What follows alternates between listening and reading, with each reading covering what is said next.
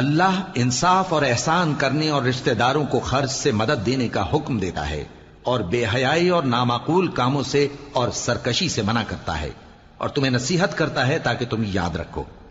اور جب اللہ سے عہد کرو تو اس کو پورا کرو، اور جب پکی قسمیں کھاؤ تو ان کو مت توڑو کہ تم اللہ کو اپنا ضامن مقرر کر چکے ہو، اور جو کچھ تم کرتے ہو اللہ اس کو جانتا ہے۔ اور اس عورت کی طرح نہ ہونا جس نے محنت سے تو سود کاتا